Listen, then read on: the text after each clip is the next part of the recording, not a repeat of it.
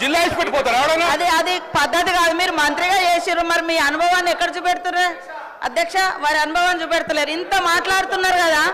నేను ఒకటే గుర్తు చేస్తా, వీళ్ళ ప్రభుత్వ హయాంలోనే సాక్షాత్తు ఆనాటి విద్యాశాఖ మంత్రిగా ఉన్నటువంటి సబితమ్మ ఆధ్వర్యంలో ఒక స్కూల్ విజిట్ చేస్తే మా కేటీఆర్ గారి తనయుడు ఏంటి ఇది స్కూల్లేనా ఇట్లుంటాయా అని ముక్కు మూసుకున్నది మీ ప్రభుత్వ హయాంలో, మా ప్రభుత్వంలో కాదు. సాక్షాత్ ఆనాటి ఐటీ మినిస్టర్ కేసీఆర్ గారి ముఖ్యమంత్రి గారి యొక్క మనుమడు, మరి సాక్షాత్ అక్కడ మంత్రి గారే ఉన్నారు, విద్యాశాఖ మంత్రి గారు. ఇట్లాంటివి ఉన్నాయి. నేను ఒకటే అన్న నా స్పీచ్లో, చాలా జరుగుతున్నాయి, ఆరంభం కాదు ఈ పాయిజనింగ్స్, కానీ అంతం మాత్రం చేయాలి. దానికోసమని మనం ఇట్లాంటివన్నీ చేస్తున్నాం, మీరు సహకరించండి అని కూడా నేను అప్పీల్ చేసిన. అయినా కూడా మీరు దాన్ని కాంట్రవర్ట్ చేయడం ఎంతవరకు కరెక్ట్? మళ్ళీ ఆయనను పారిపోయిండు, ఇది పోయిండు, ఇది కరెక్ట్ కాదు కదా.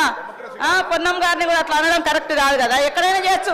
అరే అది ఎక్కడ ఎందుకో, మరి మీ కేసీఆర్ గారు ఎక్కడ పోయిండు, మీ కేటీఆర్ గారు ఎక్కడ పోయిండు, హరీష్ రావు గారు ఎక్కడికి పోయారు, ఎడబై పోటీ చేసిర్రు. అది ఫస్ట్ మీరే చేసిర్రు కదా మీ పార్టీ నుంచి. సార్ హైదరాబాద్ ఉన్న కేటీఆర్ వచ్చి సిరిసిల్లలో పోటీ చేస్తే తప్పలేదు, కేసీఆర్ గారు ఇక్కడ పోయి ఎక్కడ పోటీ చేస్తే తప్పలేదు. వాళ్ళు పారిపోయిందా, పిరికి పందాలా చెప్పు. వాళ్ళని అంటున్నావు, నన్ను అనలేక వాళ్ళని అనలేక నన్ను అంటున్నావా చెప్పు. వాళ్ళంతా పిరికి పందాలా, పారిపోయిండ్రా?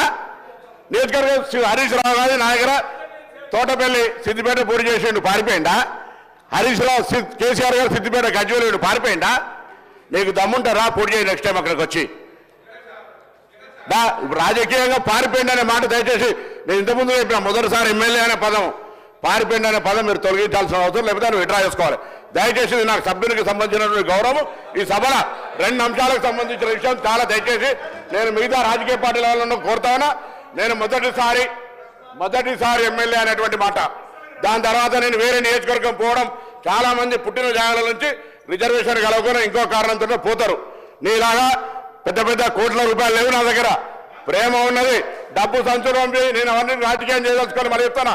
వ్యక్తిగతంగా మాట్లాడడానికి వస్తే పారిపోయినటువంటి మాట అనేటువంటిది ప్రజాస్వామ్యంలో ఏ నియోజకవర్గంలో పోటీ చేయొచ్చు.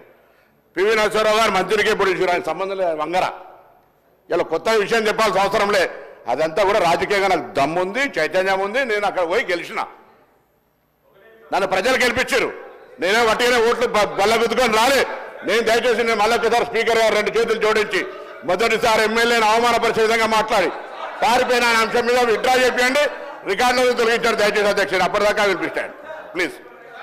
దయచేసి నా గౌరవాన్ని కాపాడడానికి, ఎందుకంటే మొదటిసారి ఎమ్మెల్యేకి సంబంధించిన విషయం లోపల దయచేసి ఇదంతా కూడా దయచేసి అందరూ అర్థం చేసుకోండి.